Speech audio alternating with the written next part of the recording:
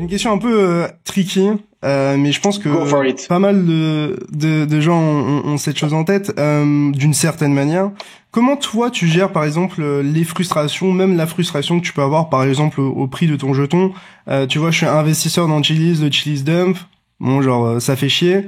Toi de ton côté aussi en tant que product owner ou CEO ou tout ce que tu veux, c'est aussi frustrant parce que tout le monde a envie que ce soit en mode up only. Comment tu gères ces frustrations et même l'impact que ça peut avoir sur comment les personnes dans l'écosystème perçoivent ton produit ou ta marque? Cette vidéo vous est présentée en partenariat avec DYDX. DYDX est LA solution décentralisée qui vous permet de trader les principales crypto-monnaies de manière liquide sur mobile et ordinateur. Contrairement à la majorité des exchanges, vous n'avez pas besoin de vous KYC et vous récupérez la majorité des frais que vous payez. Plus de 60 000 personnes utilisent déjà DYDX et j'en fais partie, alors qu'attendez-vous? Scannez le QR code sur votre écran ou utilisez le lien dans la description pour créer votre compte avec un simple wallet et profitez de 5% de réduction sur vos frais. Allez, on repart sur l'interview.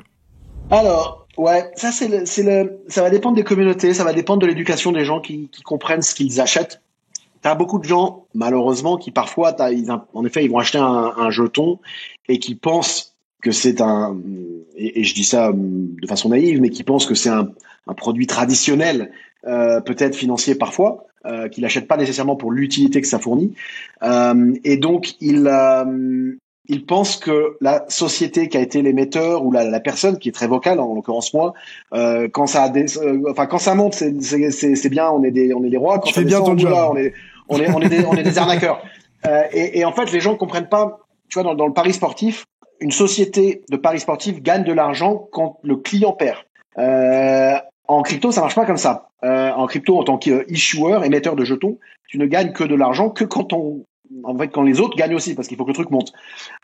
Tu peux gagner sur la partie trading fees quand tu as un exchange, ce qui est notre cas aussi, etc. Mais quand même.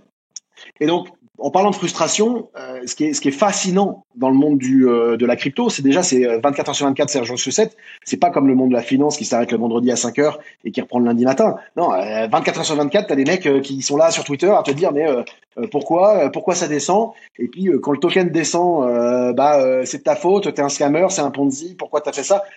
Nous, on dit jamais d'investir, on dira jamais. Normalement, tu ne verras jamais dire acheter un token, etc. Et surtout pas pour un investissement.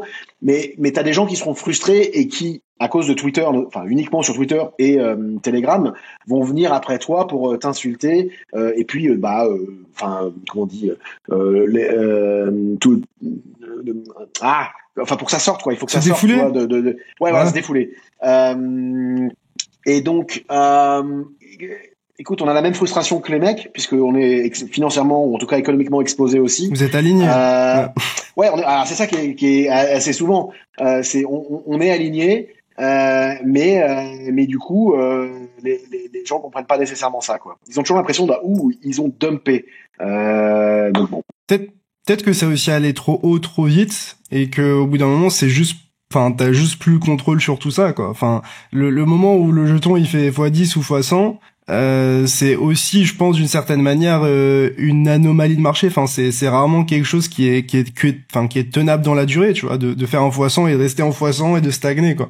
Donc, après, encore une fois, je veux pas commenter sur le prix. Je peux pas commenter sur le prix. Ce qui est sûr, c'est que l'ironie de la crypto en général, malheureusement, c'est que il y a plus d'utilité aujourd'hui sur l'ensemble des projets, qui existent, y compris sur Chiliz, qu'il y en avait en mars 2021 quand le truc explose, nous, Sandbox ou d'autres. Sur Sandbox, je vais prendre quelqu'un d'autre. C'est plus simple. Sandbox qui a fait x100 en mars ou je sais pas quand en 2021, ils ont plus d'utilisateurs aujourd'hui et ils ont plus d'utilité aujourd'hui qu'ils en avaient en 2021 et pourtant le truc vaut 10 fois moins. Et donc, du coup, ça c'est toujours un peu une frustration. Mais ça, nous, en tant que opérateur en tout cas émetteur d'un token et ou opérateur d'un service lié à l'écosystème que tu crées, tu peux rien y faire. C'est la perception des gens. Et si les gens veulent t'insulter, écoute, voilà. Mais tu sais que il faut avoir, c'est con ce que je vais dire, hein, mais je pense que ce genre d'initiative, c'est pas aussi fait pour tout le monde parce que tu peux être mentalement, émotionnellement touché, et d'ailleurs physiquement parfois, hein, tu as des gens qui peuvent venir te chercher parce qu'ils pensent que tu es une mauvaise personne. Et d'ailleurs, il y a des mauvaises personnes. FTX est un bon exemple. Donc, mais c'est vrai que ça peut être dur. Moi, je dis souvent, quand on parle d'FTX, je dis, écoutez, nous, on était là avant FTX, on sera là après FTX. C'est la vérité. Donc c'est là où il faut regarder. C'est les mecs qui partent haut très vite, c'est ceux qui crachent le plus vite aussi. J'ai peut-être une question. Je pense que en fait,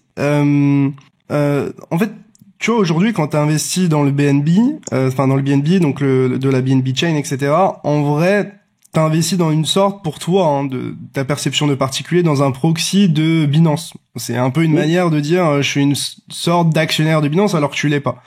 Et j'ai un peu l'impression que c'est ça aussi avec le Chiliz pour la société qui est derrière Chiliz, qui elle aussi va plutôt bien, qui aussi dégage parfois de beaux bénéfices, etc. Est-ce que tu dirais que le Chiliz donne assez de valeur ou autant de valeur que qu'un titre d'actionnaire à Chiliz, et comment tu fais de ton côté pour que la valeur que la société développe derrière Chiliz soit le plus proche possible de la valeur qui est donnée au travers du jeton? Je sais pas si tu vois où je veux en venir. Ouais, j'ai compris. Alors c'est pas le cas du tout pour plein de raisons. Déjà légal, quand tu es propriétaire d'un token, Chiliz ou pas, tu n'es ni actionnaire, tu n'as pas accès à des bénéfices s'il y en a, tu n'as pas accès à de la gouvernance d'une entreprise, tu n'as aucun droit. Tu as le droit. Moi j'aime comparer ça alors t'es un poil jeune, mais dans les comment on appelle ça, les galeries d'arcade. Non, ça s'appelle comment, quand t'avais des arcades et t'avais les jeux vidéo. Ouais. Et ben quand tu rentrais là-dedans, tu donnais tes 10 francs ou tes 10 euros, on donnait des jetons. Et ces jetons, tu avais le droit d'utiliser dans tous les jeux qui étaient dans ces écosystèmes. Ben aujourd'hui, c'est exactement ça. Quand tu as des jetons de quel que soit le projet, si tu veux garder tes jetons parce que ils sont pré-minés, ils ont un montant limité, etc., et que tu considères qu'ils auraient peut-être ou pas de la valeur, c'est à toi de décider si tu veux les garder pour un jour les vendre à un mec qui va l'utiliser pour aller utiliser le flipper, ou si tu veux aller l'utiliser maintenant pour le flipper. Mais ça te donne pas des droits au mec qui est propriétaire de la galerie des jeux d'arcade.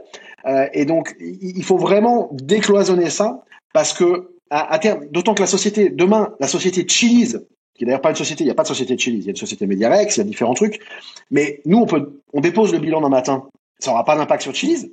Chiliz existera toujours, la chaîne existera toujours, les nodes existeront toujours, les mecs qui ont des Chiliz tokens existera toujours, et l'écosystème... Ça peut avoir un impact sur les liquidités quand même. Bah, pas actuellement. Alors peut-être. Vous essayez de le décorréler peut-être. Mais complètement. Moi, je voudrais que ça soit complètement déconnecté, parce que d'abord, c'est ce qui fera la décentralisation ou pas, et surtout, c'est plus il y a de gens, et c'est vrai pour Ethereum, c'est vrai pour tout, c'est vrai pour Sandbox. Sandbox, t'as un argument que si Sandbox, le mec qui fait la plateforme et qui host le métaverse, s'arrête, mes tokens Sand, ils servent pas à grand chose. C'est pour ça qu'ils lancent un peu le Open Metaverse, etc., etc. Nous, on peut aller beaucoup plus loin, beaucoup plus vite, maintenant, parce qu'on a notre chain, que les fan tokens vont pouvoir être utilisés en dehors de Socios, que les clubs vont commencer à avoir des wallets sur lesquels tu vas pouvoir avoir tes tokens. Donc, on veut vraiment sortir de ça. Mais l'utilité de Chiliz vient pas de la société. L'utilité des fan tokens vient en effet de la société, mais ça, à terme, on va essayer de l'agrandir au maximum.